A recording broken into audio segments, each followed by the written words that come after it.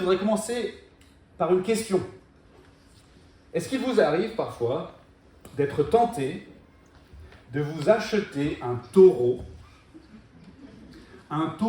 tout neuf, tout beau, en pleine santé, et puis de prendre ce taureau et de l'amener à Jérusalem, donc assez loin d'ici, pour le faire égorger par un prêtre, pour déverser tout son sang, et ensuite demander à ce prêtre de prendre la dépouille de ce taureau que vous avez acheté à grand prix, et de le brûler, de brûler cette dépouille sur un autel. Est-ce que des fois vous êtes tenté de faire ça ? Probablement qu'il n'y a pas grand monde parmi nous qui sont attirés par ce programme. En revanche, il y a à peu près 2000 ans, à l'époque où le texte qu'on va lire dans un instant a été écrit, eh bien, il y a des gens qui auraient été tentés de faire ce genre de choses parce qu'ils s'imaginaient assez naturellement que ce genre de choses était nécessaire pour accomplir un des trucs les plus incroyables, les plus formidables qu'on pourrait imaginer en tant qu'être humain, c'est-à-dire pour s'approcher de Dieu. Et ils étaient tentés de s'imaginer que c'était nécessaire parce qu'en fait, ça faisait longtemps que dans la religion antique d'Israël, pendant des siècles et des siècles, il y avait un système en place où on devait justement présenter des animaux, des beaux animaux, en pleine santé, tout propre, tout neuf, et les présenter en sacrifice. Et donc, évidemment, on était habitué à ça et c'était tentant de se dire que il faut faire ça pour pouvoir s'approcher de Dieu. Aujourd'hui, on n'est plus trop tenté de faire des sacrifices d'animaux, d'abord parce que je pense que c'est peut-être illégal dans notre pays, je ne suis pas sûr, mais je pense. Par contre, on peut quand même être tenté de penser que pour s'approcher de Dieu, il y a une forme d'exigence à remplir. Alors peut-être pas un taureau à offrir en sacrifice, ou d'autres animaux, mais quand même quelque chose qui doit nous coûter un petit peu. On se dit naturellement que ça ne doit pas être simple de s'approcher de Dieu. Alors peut-être qu'aujourd'hui, vous vous tenez un peu à distance de Dieu parce que vous vous dites que le chemin pour vous approcher de lui doit nécessairement être compliqué. Peut-être même que vous êtes chrétien depuis très longtemps, mais que malgré tout, aujourd'hui encore, vous ne vous sentez pas proche de Dieu. Parce que fondamentalement, vous ne vous sentez pas à la hauteur. Votre vie n'est pas assez bien rangée. Vous n'êtes pas assez discipliné. Vous n'êtes peut-être pas assez éduqué. Pas assez expérimenté. Peut-être que vous vous sentez indigne parce que vous avez commis des péchés graves, ou peut-être parce que votre vie n'est pas assez sainte, ce qui revient à peu près à la même chose. Et vous vous dites tout simplement que vous n'en faites pas assez pour vraiment connaître une profonde communion avec Dieu. Vous êtes un petit peu frustré sur ce plan-là. Et beaucoup de non-croyants, des gens qui ne se disent même pas chrétiens, ne s'intéressent pas vraiment à la foi chrétienne, ou s'y intéressent peut-être qu'à moitié, parce qu'ils s'imaginent eux aussi que pour s'approcher de Dieu, il doit y avoir des trucs vraiment chers à acheter ou à faire, ou des choses vraiment compliquées à réaliser, pour pouvoir s'approcher de Dieu. Beaucoup d'entre nous, on se dit naturellement qu'il faut qu'on en fasse plus pour s'approcher de Dieu, pour vivre proche de lui, pour se sentir proche de lui au quotidien. Et on cherche ce que c'est qu'on doit faire. Mais le message du texte d'aujourd'hui, qu'on va lire dans un instant, il est limpide. Et en fait, ce message, c'est vraiment une bonne nouvelle qu'on doit se rappeler à soi-même chaque jour. Même si on a plusieurs décennies de vie chrétienne derrière nous, on doit continuer de se rappeler ce message chaque jour, peut-être plusieurs fois par jour. Et ce message, c'est le suivant. C'est que c'est Dieu qui a tout fait pour que nous, on puisse s'approcher librement de lui. C'est Dieu qui a tout fait pour que nous, on puisse s'approcher librement de lui. Et donc, avant de lire notre passage, juste un petit mot de contexte. Ça fait des semaines maintenant, plusieurs mois même, qu'on s'intéresse à un texte appelé dans notre Bible la lettre aux Hébreux. Et si vous êtes ici pour la première fois ce matin, vous arrivez en plein milieu de cette série d'enseignements qui portent sur ce texte de la Bible qu'on trouve dans le Nouveau Testament. On est déjà pas mal avancé dans ce texte puisqu'on en est au 10e chapitre ce matin, donc il y a 9 chapitres qui nous précèdent. Heureusement que tous les enregistrements des prédications figurent sur le site internet de notre église, donc si vous avez un peu de rattrapage à faire, eh bien vous pouvez aller voir sur le site ou sur la chaîne YouTube et vous pouvez écouter ou réécouter les messages précédents. Mais juste pour rappel, la lettre aux Hébreux, à l'origine, elle est destinée à des croyants d'origine juive ou de culture juive. Et elle leur est destinée pour les inciter, ces croyants d'origine juive qui ont compris que Jésus était le Messie et donc qui se sont ralliés à Jésus, qui l'ont accueilli comme leur Messie et leur Sauveur, mais qui ont quand même cette culture juive bien ancrée en eux. C'est pour les inciter en fait à ne plus s'appuyer sur l'ancienne religion d'Israël et le système qui était en place avant la venue du Messie. Donc les inciter à ne plus s'appuyer là-dessus dans leur relation avec Dieu, mais plutôt à s'appuyer sur le Messie et sur ce que le Messie a accompli et qui change pas mal de choses en fait au niveau de leur pratique religieuse. Et donc le but de l'auteur est vraiment de montrer dans tout ce texte que le Messie a accompli exactement ce qui était attendu, de sorte qu'il y a des choses qui sont devenues obsolètes, qui étaient en place pendant un temps, mais qui n'ont plus lieu d'être maintenant que le Messie qui avait été promis est venu et qu'il a accompli ce qu'il était censé accomplir. Et parmi ces choses qui sont devenues obsolètes, notamment les sacrifices d'animaux. Et donc dans notre passage, chapitre 10, l'auteur continue cette comparaison en fait entre ce qu'il y avait avant et ce qu'il y a après la venue du Messie. Le Messie, c'est Jésus. Il continue cette comparaison. En fait, il va la terminer. Mais il va boucler un petit peu son argument. Et il veut nous montrer vraiment en conclusion que c'est tellement génial en fait pour nous. Tellement génial ce qu'on a en fait, nous qui vivons après la venue de Jésus. Alors lisons sans plus tarder le texte. Au chapitre 10 donc de la lettre aux Hébreux, chapitre 10. Je commence au début et on s'arrêtera au verset 18.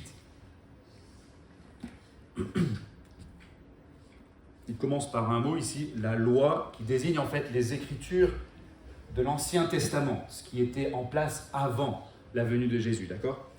Il dit, la loi en effet possède une ombre des biens à venir et non pas l'exacte représentation des réalités. C'est pourquoi elle ne peut jamais, par les sacrifices toujours identiques qu'on présente perpétuellement chaque année, amener à la perfection ceux qui s'approchent ainsi de Dieu.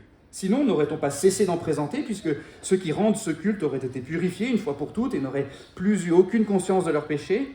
Mais par ces sacrifices, on rappelle chaque année le souvenir des péchés. Car il est impossible que le sang des taureaux et des boucs ôte les péchés. C'est pourquoi, en entrant dans le monde, le Christ dit « Tu n'as voulu ni sacrifice ni offrande, mais tu m'as formé un corps. Tu n'as agréé ni holocauste ni sacrifice pour le péché. Alors j'ai dit, voici, je viens. Dans le rouleau du livre, il est écrit à mon sujet. Je viens donc pour faire, ô Dieu, ta volonté. » Il dit d'abord, tu n'as voulu et tu n'as agréé ni sacrifice, ni offrande, ni holocauste, ni sacrifice pour le péché, qui cependant sont offerts selon la loi. Puis il dit, voici, je viens pour faire ta volonté. Il abolit donc le premier culte pour en établir un second. Et c'est en vertu de cette volonté que nous sommes sanctifiés par l'offrande du corps de Jésus-Christ, une fois pour toutes. Tout sacrificateur se tient à son poste chaque jour pour faire son service et offrir souvent les mêmes sacrifices qui ne peuvent jamais ôter les péchés. Mais lui, après avoir présenté un seul sacrifice pour les péchés, s'est assis à perpétuité à la droite de Dieu et il attend désormais que ses ennemis deviennent son marchepied. Car par une seule offrande, il a rendu parfait à perpétuité ceux qui sont sanctifiés. C'est ce que le Saint-Esprit nous atteste également, car après avoir dit « Voici l'alliance que je traiterai avec eux, après ces jours-là, dit le Seigneur, je mettrai mes lois dans leur cœur et je les écrirai dans leur intelligence. » Il ajoute « Et je ne me souviendrai plus de leurs péchés, ni de leurs iniquités. » Or, là où il y a pardon des péchés, il n'y a plus d'offrande pour le péché. Avant d'aller plus loin, prions. Merci pour ta parole, Seigneur. Merci pour ce texte, tout particulièrement. Aide-nous à comprendre ce que tu veux nous dire ce matin et à le croire, Seigneur. Et Seigneur, aide-moi à prêcher fidèlement le message de ce texte que tu as inspiré. Amen. Dieu a tout fait pour que nous, on puisse s'approcher librement de lui. C'est l'idée que vous devez retenir essentiellement ce matin. Premièrement, les sacrifices d'animaux, ça ne servait pas à rendre les gens aptes à s'approcher de Dieu. ça servait plutôt à leur montrer qu'ils avaient besoin d'être rendus aptes à s'approcher de Dieu. Ça, c'est la première chose qu'on voit dans ce passage, les versets 1 à 4. Et ces quelques versets sont très importants parce qu'ils amènent très clairement des éléments qui nous permettent de mieux comprendre toute la Bible. Et ça, c'est quelque chose que j'ai souvent répété dans cette série d'enseignements sur la lettre aux Hébreux, c'est qu'il y a beaucoup d'éléments là-dedans qui nous aident à avoir une vision globale, en fait, de ce que Dieu nous enseigne à travers toutes les Écritures, toute la Bible. Et ces quelques lignes nous disent notamment à quoi servaient les sacrifices d'animaux et à quoi ils ne servaient pas. Ils ne servaient pas, dit-il, verset 1, à amener à la perfection ceux qui s'approchent ainsi de Dieu. Ils ne servaient pas à purifier une fois pour toutes ceux qui rendent ce culte, verset 2. Ils ne servaient pas à ôter les péchés, verset 4, ce qui répète d'ailleurs un peu plus loin, verset 11. C'est important de comprendre pourquoi le texte dit ça. C'est parce que d'après la Bible, le péché, comme il est dit ici, comme c'est appelé ici et dans d'autres passages de la Bible, le péché, c'est un sérieux problème. C'est un problème parce que c'est un obstacle qui empêche les humains de s'approcher de Dieu. Et donc, pour pouvoir nous approcher de Dieu en tant qu'êtres humains, on a besoin qu'on nous enlève nos péchés. On a besoin d'être purs. Et dans un sens, on a besoin d'être parfait, comme il dit dans ce passage. C'est-à-dire d'être complètement en état d'entrer dans la présence de Dieu. Il n'y a pas très longtemps, j'ai parlé à quelqu'un qui a travaillé pendant plusieurs années dans le domaine qu'on appelle l'ultra-propreté. L'ultra-propreté. C'est-à-dire que son travail consistait à garantir le nettoyage et la désinfection parfaite de certains espaces très particuliers comme les laboratoires, comme des endroits où on stocke des équipements médicaux ou encore dans des endroits où on s'occupe d'agroalimentaire. Et donc, son travail consistait à créer des endroits parfaitement décontaminés, des endroits purs. Et d'ailleurs, le terme qu'on emploie techniquement pour désigner ces espaces, on les appelle des salles blanches. Des salles blanches. Et les protocoles pour arriver à réaliser ça sont extrêmement rigoureux, non seulement pour le réaliser, mais ensuite pour le préserver, ces espaces. Vous pouvez imaginer que ce n'est pas n'importe qui pouvait entrer dans ces endroits, n'importe quand et n'importe comment. Et dans la Bible, c'est pareil pour s'approcher de Dieu. Dieu est ultra propre. Et nous, on est ultra sale, en fait. Et donc, un des gros problèmes des humains, depuis toujours, c'est de trouver comment est-ce qu'on peut être mis en état d'entrer dans la présence de Dieu, de pouvoir s'approcher de lui, d'entrer dans la salle blanche par excellence, dans le lieu de sa pureté absolue, alors que nous, on est impurs, parce que, d'après la Bible, on a des péchés en nous et sur nous. Et donc les sacrifices d'animaux dans l'Ancien Testament, à l'époque d'avant la venue de Jésus, ça indiquait notamment cette réalité, ça pointait vers cette réalité. L'idée, c'était quand on offrait un sacrifice d'animal, l'idée c'était que symboliquement on transférait nos péchés sur l'animal, qui est un autre être vivant, et ensuite on les mettait à mort, à notre place. C'est ça le principe du sacrifice. Comme ça, les péchés dont on était coupable étaient en quelque sorte symboliquement rétribués sur l'animal, où les péchés étaient mis à mort avec l'animal, ou dans le cas d'un grand sacrifice annuel qui était pratiqué par le peuple d'Israël, le grand jour du pardon, les péchés étaient transférés à un animal qui ensuite était chassé dans le désert, donc chassé loin du peuple de Dieu, loin de la présence de Dieu. Et donc, d'après la Bible, voilà, ce système de sacrifice, il illustrait cette réalité pour nous montrer qu'en fait, on a besoin de ça. Mais l'auteur de notre passage ici nous dit que, certes, les sacrifices d'animaux, ça représentait cette réalité, mais ça ne la réalisait pas, en fait. Il dit que c'était une ombre des biens à venir, mais ce n'était pas l'exacte représentation des réalités, verset 1. C'est-à-dire que les sacrifices d'animaux, c'était l'ombre de la purification des péchés, c'était l'ombre de la décontamination, mais ce n'était pas la réalité elle-même de la décontamination. Vous comprenez ? À quoi ça servait alors ? L'auteur nous le dit. Verset 3. Par ces sacrifices, on rappelle chaque année le souvenir des péchés. Vous comprenez ? Comme je le disais, les sacrifices d'animaux, ça ne servait pas à rendre les gens aptes à s'approcher de Dieu, ça servait plutôt à leur montrer qu'ils avaient besoin d'être rendus aptes à s'approcher de Dieu. Les sacrifices, c'était comme une image de ce dont les gens avaient besoin. C'était une ombre de leurs problèmes et de ce qu'il fallait pour pouvoir en être délivrés. C'est un peu comme un scanner qui révèle la présence d'une tumeur. Le scanner permet de savoir qu'il y a une tumeur, le scanner est utile, permet de connaître la taille et la nature de la tumeur et peut-être de diagnostiquer ce qu'il faut faire pour enlever cette tumeur. Le scanner, vous voyez, c'est très utile, ça ne sert pas à rien. Mais le scanner, en soi, il ne guérit pas, il n'enlève pas la tumeur. Le scanner est important pour savoir qu'on est malade, pour savoir peut-être comment on peut être guéri de cette maladie. Les sacrifices, non plus, ça n'enlève pas les péchés.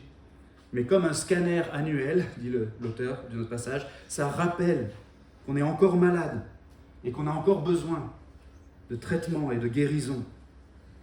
Ça me fait aussi penser à quelque chose que j'ai dans ma chambre, chez moi. Sur un mur de la chambre, il y a un grand poster encadré qui représente une montagne que j'aime beaucoup dans le massif des Écrins. C'est le sommet de la barre des Écrins, qui est le point culminant du massif des Écrins. Et la photo est vraiment magnifique. Elle est en grand comme ça, sur le mur de ma chambre. C'est magnifique, mais c'est une ombre de la réalité. Ce n'est pas l'exacte représentation de la réalité. Et la présence de cette image me parle de quelque chose, mais ça ne me le donne pas, le truc dont ça parle. Ça me montre la montagne, mais ça ne me téléporte pas sur la montagne. Et en fait, quand j'y pense, ça produit même un effet un peu ambivalent sur moi. D'un côté, ça me fait plaisir parce que dès que je me réveille le matin, je peux contempler cet endroit où j'ai envie d'être. Et en même temps, ça me rend misérable aussi un petit peu à chaque fois que je me réveille le matin parce que ça me rappelle que j'y suis pas à cet endroit. Et le rôle des sacrifices, c'était un peu pareil. C'était réjouissant parce que ça montrait que Dieu prévoyait un dispositif pour qu'on puisse être pardonné et purifié. Mais en même temps, c'était aussi censé nous renvoyer constamment à notre misère parce que les sacrifices devaient être constamment répétés. Parce qu'il est impossible que le sang des taureaux et des boucs ôte les péchés, dit l'auteur de notre passage au verset 4. Les sacrifices, c'était quand même super important, même si ça ne réalisait pas notre purification, la purification des humains, mais c'était quand même très important. C'était un moyen didactique, un moyen pédagogique pour rappeler qu'on est pécheur et pour rappeler qu'on est impur par nature et impropre à nous approcher de Dieu. Mais ça parlait aussi de biens à venir, c'était l'ombre des biens à venir, dit l'auteur, notre passage. Ça parlait d'avance d'une purification réelle qui pourrait arriver par le moyen d'un sacrifice autre que les sacrifices d'animaux. Ça nous amène au deuxième point. Deuxièmement, la deuxième chose qu'on voit dans ce passage, maintenant dans les versets 5 à 10, c'est que les Écritures d'Israël prévoyaient que quelqu'un appelé le Messie viendrait abolir les sacrifices en s'offrant lui-même comme sacrifice parfait, un sacrifice qui rend réellement purs les croyants. Un sacrifice qui rend les croyants réellement aptes à s'approcher de Dieu. Le raisonnement de l'auteur, versets 5 à 10, il est vraiment intéressant. Donc vous voyez, il cite l'Ancien Testament. Donc il cite les Écritures des Juifs, qui dataient d'avant la venue de Jésus. Et il cite un passage qui concerne le Messie qui était promis, le personnage attendu du Messie.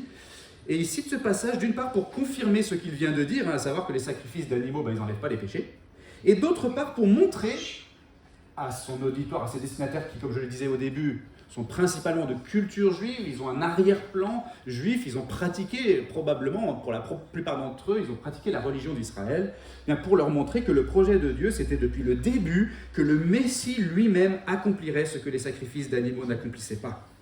C'est dit dans leurs propres Écritures, c'est ça son argument. Les Écritures d'Israël disaient elles-mêmes que les sacrifices ne procuraient pas la purification des péchés, alors même que les sacrifices étaient offerts selon la loi. C'est ce qu'il dit au verset 8. L'auteur reconnaît bien donc que les sacrifices étaient importants. Après tout, c'est Dieu qui les a voulus.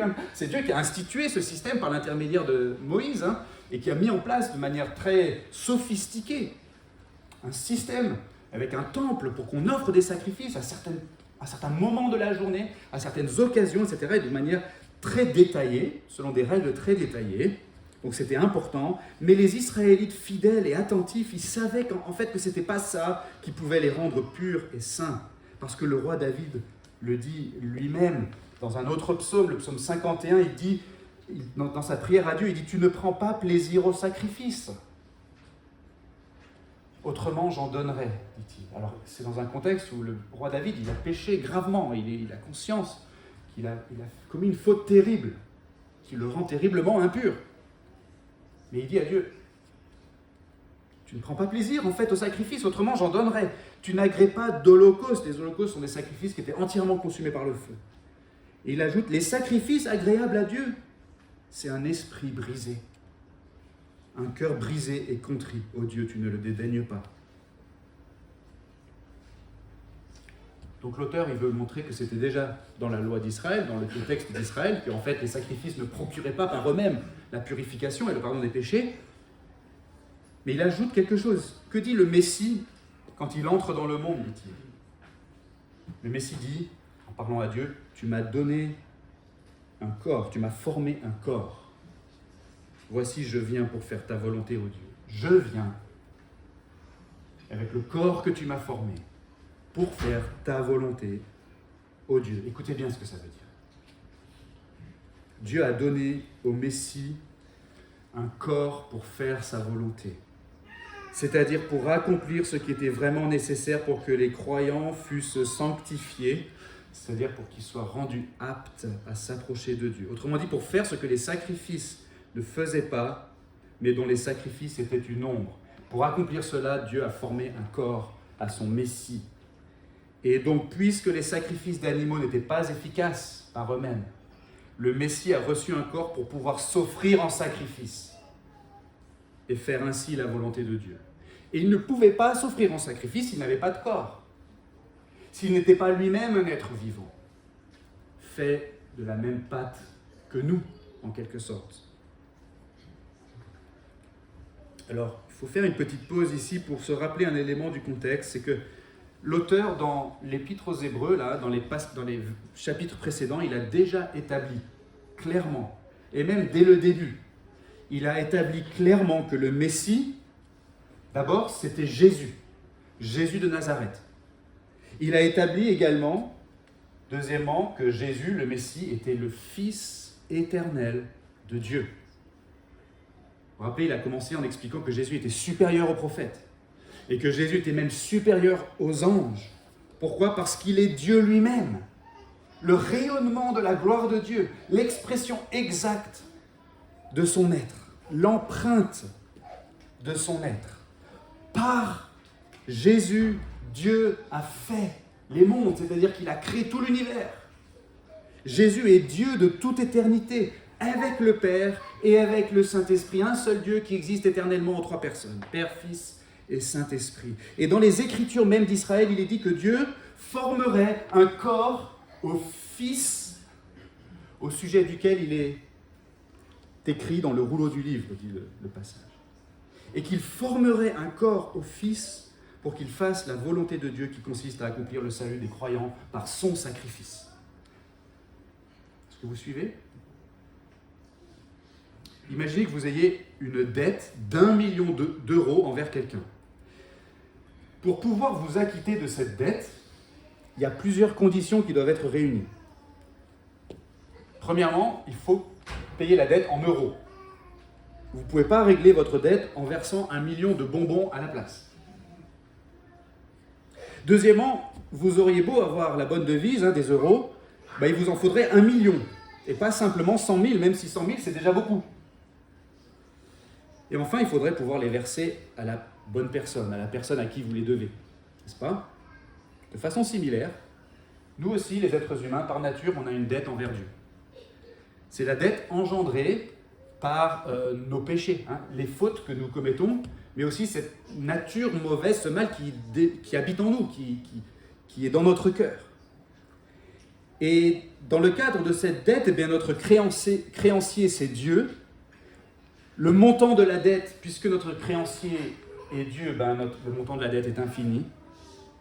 Et la devise, c'est la vie humaine. Autrement dit, pour s'acquitter de la dette qu'on doit à Dieu, on doit lui verser en règlement de la vie humaine d'une valeur infinie. Ça paraît impossible. Comment est-ce qu'on peut payer une vie humaine de valeur infinie ? Et si on espérait accomplir ça avec des sacrifices de taureaux ou d'agneaux, c'était comme essayer de rembourser avec des bonbons. C'est pas la bonne devise, parce que ce qu'il faut, c'est de la vie humaine et pas de la vie animale, premièrement.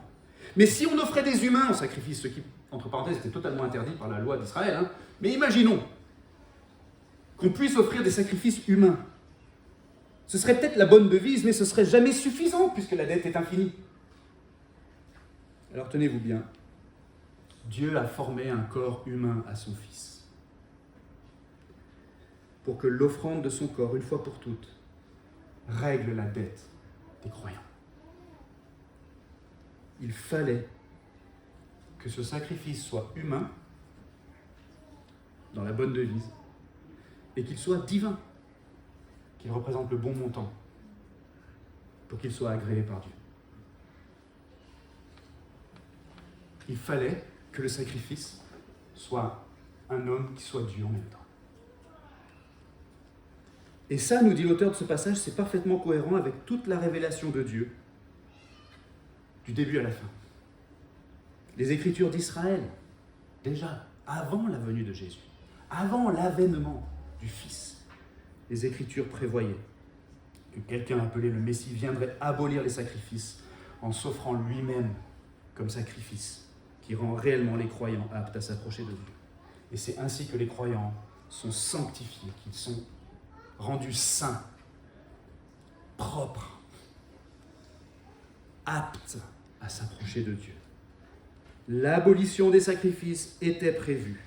Et on peut dire que ce projet de Dieu était conçu de toute éternité. Et quand on y pense, franchement, c'est absolument incroyable. C'est même bouleversant, en fait. De toute éternité. De toute éternité. Le Père, le Fils et le Saint-Esprit qui existent de toute éternité. Bien avant la fondation du monde, bien avant que la lumière existe, que le premier jour de la création ne commence, bien avant, de toute éternité. Le Père, le Fils et le Saint-Esprit avaient conçu un projet qui visait à rendre les enfants de Dieu aptes à s'approcher de lui et à vivre éternellement avec lui. De toute éternité, avant la création des anges, de toute éternité, Dieu avait décidé qu'il en assumerait lui-même le coût. Il avait décidé qu'il formerait un corps à son Fils pour pouvoir fournir ce sacrifice suffisant pour acquérir notre salut. Ce qui veut dire que de toute éternité, Dieu avait pensé à chacun de ses enfants. À chacun de nous qui avons la foi en Jésus-Christ, Dieu avait pensé à nous avant de concevoir l'univers. Et il nous aimait déjà en son Fils Jésus-Christ. Et c'est pour cette raison que le Père, le Fils et le Saint-Esprit se sont mis d'accord pour que le Fils prenne un corps, devienne un être humain et l'offre ce corps en offrande pour nous rendre propres, pour nous rendre purs et même pour nous rendre parfaits. Et c'est ce qui nous amène au dernier point. Troisièmement, ce qu'on voit dans les versets 11 à 18, c'est qu'en fait, il ne manque rien à ce que Jésus a accompli en faveur des croyants. Ce qui veut dire que par la foi en lui, on est rendu pleinement et définitivement apte à nous approcher de Dieu et notre statut ne changera jamais. Et donc, comme je le disais, à la fin de ce passage, c'est la fin de toute une démonstration qui a occupé l'auteur depuis plusieurs chapitres. Il voulait nous montrer que Jésus a parfaitement satisfait aux attentes qui reposaient donc sur ce personnage appelé le Messie, et que Jésus a amené par sa naissance et son œuvre, il a amené la substance finalement, il a révélé, manifesté la substance de ce qui était promis par Dieu dans son alliance avec Israël. Les promesses de grâce se sont concrétisées par la venue de Jésus et par son œuvre, et donc toute la démonstration de l'auteur ici, c'est de nous montrer que la première alliance qui encadrait le contrat, qui encadrait les promesses de grâce que Dieu avait faites à Israël, la première alliance cède la place à la nouvelle alliance, parce que maintenant, la substance dont on n'avait que l'ombre au début s'est révélée, s'est manifestée, Et donc maintenant, on a un nouveau cadre, une nouvelle alliance qui vient encadrer les mêmes promesses de grâce. Seulement maintenant, ce qu'il fallait accomplir pour que ces promesses se réalisent, c'est passé dans l'histoire. Jésus est donc le sacrificateur parfait, puisqu'il est celui qui offre le sacrifice, mais il est aussi le sacrifice parfait, puisqu'il s'est offert lui-même en sacrifice, et donc on n'a plus besoin ni de prêtre, ni de sacrifice, ni même de temple. En Jésus, on a tout ça pour toujours. Voilà vraiment l'idée principale de l'auteur, j'ai envie de dire, dans toute cette lettre aux Hébreux. Et donc l'auteur récapitule un peu tout ça dans les derniers versets de notre passage. Le sacrifice de Jésus est complet et suffisant parce qu'il est ressuscité le troisième jour, ce qui témoigne de la validité de son sacrifice, du fait que Dieu l'a agréé. C'est un sacrifice parfait et ça se voit parce que la mort n'a pas pu le retenir. Le troisième jour, il est ressuscité, il est revenu de la tombe et il est monté au ciel, et on devrait plutôt dire il est remonté au ciel d'où il est venu, et il est maintenant, nous dit l'auteur, assis à la droite de Dieu, sauf que maintenant il est assis à la droite de Dieu avec un corps humain qu'il n'avait pas de toute éternité. Et il siège là, maintenant, pour toujours, le parfait médiateur entre Dieu et les hommes, et il attend maintenant que ses ennemis deviennent son marchepied. En fait, ça c'est une citation d'un psaume qui parle du Messie, le psaume 110, qui nous montre simplement que son œuvre est parfaitement accomplie. Il a fait tout ce qu'il fallait faire, la mission est accomplie, il s'est assis maintenant, il siège sur le trône. La seule chose qui reste, c'est que son règne soit définitivement déployé, manifesté dans tout l'univers. On en parlait la dernière fois, tout ce qui reste maintenant, c'est pour que le Seigneur revienne et qu'on puisse entrer avec lui dans ce règne éternel. Et cette intronisation du Messie était prévue dans les Écritures d'Israël. Elle s'est accomplie parce que le Messie a accompli sa mission qui consistait à s'offrir en sacrifice pour ôter les péchés des croyants, pour les rendre saints et purs et aptes à s'approcher de Dieu. Et donc son sacrifice n'a pas besoin d'être répété parce que la valeur de ce sacrifice est complète. Ce sacrifice a réalisé ce qui était promis par les prophètes, notamment par le prophète Jérémie, qui a été cité par l'auteur de notre texte. Jérémie, le prophète qui a annoncé cette grâce selon laquelle Dieu ne se souviendrait plus des péchés des croyants. Donc, tandis que les sacrifices d'animaux rappelaient le souvenir des péchés aux humains, eh bien le sacrifice de Jésus efface le souvenir des péchés à Dieu, en quelque sorte. Jésus a tout accompli et il n'y a rien à y ajouter. Et pour cette raison, ce n'est pas une exagération de dire que les gens qui placent leur confiance en Jésus, sont rendus parfaits à perpétuité. Ça a pu vous surprendre cette expression dans le texte. Mais en fait, ce n'est pas une exagération. Verset 14, par exemple. Ça veut dire que si notre foi est en Jésus, on ne pourrait jamais être rendu plus acceptable ou plus digne d'entrer dans la présence de Dieu. On a été rendu parfait à perpétuité, nous dit l'auteur. Dieu nous a déclarés justes, il nous a imputé, c'est-à-dire attribué la justice complète de Jésus, il nous a régénérés, c'est-à-dire qu'il nous a donné une vie nouvelle, la vie spirituelle, la vie divine, il nous a pardonné nos fautes, il nous a purifiés, il nous a sanctifiés, il nous a adoptés comme ses enfants, et il va nous ressusciter un jour, et il va nous glorifier un jour. Mais attention, notre résurrection à venir, notre résurrection future et notre glorification future n'ont pas pour but de nous attribuer un nouveau statut. C'est l'inverse en fait. C'est parce qu'on a déjà, par la foi en Jésus, reçu le statut définitif d'enfant de Dieu, c'est parce qu'on a déjà reçu ce statut qu'on va un jour ressusciter et être glorifié, comme Jésus l'a été.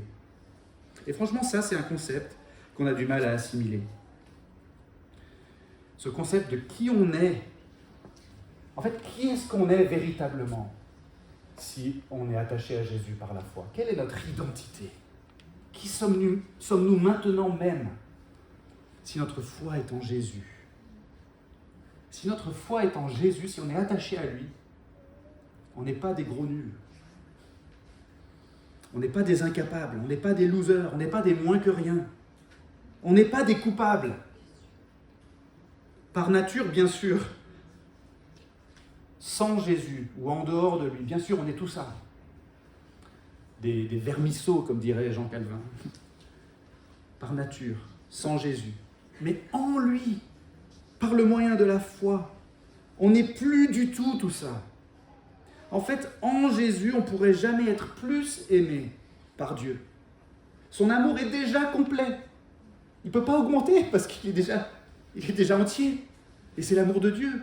Et Dieu ne peut pas augmenter. Il est déjà parfait. On ne pourrait jamais être plus digne de nous approcher de lui si on est en Jésus. En réalité, on ne pourrait jamais être plus proche de Dieu parce qu'on a déjà été intégré en vertu de la vie nouvelle qui nous a été communiquée, en vertu du Saint-Esprit qui habite dans les croyants. On a déjà été intégré à la communion parfaite du Père, du Fils, du Saint-Esprit. On ne peut pas s'approcher encore plus de Dieu que ça. Cette réalité existe déjà et elle ne demande plus qu'à être pleinement révélée au dernier jour. C'est pour ça que l'apôtre Paul, par exemple, il parle du jour du retour du Seigneur, il en parle en termes de la révélation des fils de Dieu. Ce jour où ce qu'on est déjà sera pleinement manifeste et visible à tous. Et moi, ça me rend tellement triste de voir des gens qui se disent croyants, mais qui consacrent encore tellement d'énergie à faire des choses pour devenir plus proches de Dieu. Hier, on se promenait à Fourvière avec des amis, et en dessous de la basilique de Fourvière, il y a le fameux jardin du Rosaire qui relie le haut de la colline à la cathédrale Saint-Jean en bas. Et le long de ce chemin, on trouve 150 roses en bronze incrustées dans le sol, et toutes les 10 roses, il y a une plaque un peu plus grande, numérotée, et à chaque rose, en fait, donc 150 roses sur le chemin, à chaque rose, on est censé s'arrêter et réciter un « Je vous salue Marie ». Et à chaque plaque un peu plus grande, on est censé réciter un Notre Père. Et ça, c'est une discipline qui est censée nous rapprocher de Dieu. Et si vous le faites dans le sens de la montée, ça vous rapproche peut-être plus que si vous le faites dans le sens de la descente, mais peu importe. C'est laborieux, hein. Je me rappelle avoir discuté avec mon directeur de mémoire en musicologie qui me disait qu'il nous admirait, nous les protestants, parce que nous, on n'avait pas peur de se tenir entre 4 yeux avec Dieu. C'est comme ça qu'il a dit. Vous n'avez pas peur de vous tenir entre 4 yeux avec Dieu. Et il me disait que lui, il ne pourrait jamais devenir protestant parce que lui, il avait trop peur de ça. Lui, il avait vraiment besoin d'un prêtre pour le rassurer. Un prêtre qui fasse l'intermédiaire entre lui et Dieu. Il ne se sentait pas du tout digne de s'approcher tout seul de Dieu. Mais c'est tellement triste. Parce qu'on a un prêtre, on a le prêtre parfait. C'est Jésus et grâce à lui, on a l'assurance, comme dit l'auteur, juste quelques versets plus loin, on verra ça la prochaine fois, on a l'assurance d'un libre accès au sanctuaire par le sang de Jésus, accès que Jésus a inauguré pour nous comme un chemin nouveau et vivant au travers du voile, c'est-à-dire de sa chair, et nous avons un souverain sacrificateur établi sur la maison de Dieu. Il ne manque rien à ce que Jésus a accompli en faveur des croyants, ce qui veut dire que par la foi en lui, on est rendu pleinement et définitivement apte à s'approcher de Dieu, et notre statut ne changera jamais. Tout ça pour dire quoi? Tout ça pour dire qu'on n'a pas besoin en fait de s'acheter un taureau et de l'amener à Jérusalem pour l'offrir en sacrifice. On n'a pas besoin de produire des efforts pour en faire plus, pour pouvoir s'approcher de Dieu. C'est Dieu qui a tout fait pour que nous, on puisse s'approcher librement de lui. Et je crains que certains d'entre nous, on est tellement attachés aux posters affichés sur le mur de la chambre que même si on nous proposait de nous emmener physiquement devant la barre des écrins, sur le glacier, pour contempler en direct, de nos propres yeux, cette réalité merveilleuse, on est tellement attachés au poster qu'on voudrait le prendre avec nous. Peut-être même qu'on continuerait de le regarder alors que l'exacte représentation de la réalité serait juste là, sous nos yeux. Mais non, le poster. C'est comme les gens qui assistent à des concerts à travers l'écran de leur smartphone, vous savez. Il y a le concert, il y a les vrais artistes qui sont là. Mais on prend le smartphone pour les filmer et on les regarde à travers l'écran, c'est tellement triste. Et on fait pareil avec la foi, hein. Parfois, en tout cas. Et c'est notre tendance, c'est normal, mais on doit constamment se rappeler que la religion extérieure, c'est pas la substance. La religion extérieure, c'est qu'une ombre, un reflet. La substance, c'est Jésus-Christ. Et donc ne venez pas à l'église le dimanche seulement pour vous rassurer par des rites, par des habitudes, par des traditions. Venez à l'église, mais ne venez pas pour ça. Venez à l'église pour vivre en communauté cette relation vivante avec Jésus-Christ, car c'est lui la substance. Ne consacrez pas du temps dans la prière et dans la lecture de la Bible chez vous chaque jour si c'est pour pouvoir marquer des points avec Dieu. Ne le faites pas pour vous donner bonne conscience. Ne le faites pas parce que vous pensez que c'est important d'avoir une vie bien rangée pour pouvoir ensuite bénéficier un peu plus de la faveur de Dieu et se sentir proche de lui. Faites-le. Mais faites-le parce que vous êtes déjà parfait. Faites-le parce que vous êtes déjà aimé totalement, complètement, éternellement par Dieu en Jésus-Christ. Faites-le parce qu'il ne pourra jamais vous aimer plus ou moins. Faites-le parce que vous l'adorez. Faites-le parce que vous êtes émerveillé par sa grâce dans votre vie. Et que c'est tellement réjouissant de vivre cette relation avec notre tendre Père. Et bien sûr, c'est difficile à intégrer tout ça parce que c'est toujours plus facile pour nous de faire que de se laisser faire. Parce qu'on est un peu orgueilleux. On a toujours ça en nous. On a envie de faire ses preuves, on a envie de mériter. On a envie de pouvoir dire qu'on y est un petit peu pour quelque chose quand même. Mais en réalité, on ne peut rien ajouter à ce que Jésus a fait pour nous. Tout est accompli. Et la vérité, c'est que c'est une excellente nouvelle pour nous et on a tellement besoin de se rappeler cette réalité chaque jour. Amen. Je vous invite à prier. Seigneur, oui, merci parce que tout est accompli. On ne peut rien ajouter à ce que tu as fait pour nous. C'est une merveilleuse nouvelle pour nous. Et on te prie, Seigneur, de nous aider par ton Saint-Esprit à prendre toujours un peu plus conscience de combien tu nous aimes, de la sécurité qu'on a si on se trouve en ton Fils Jésus-Christ par la foi. Que tu nous aimes d'un amour éternel, un amour immuable. Et on veut juste te demander de nous aider à en prendre conscience. Amen.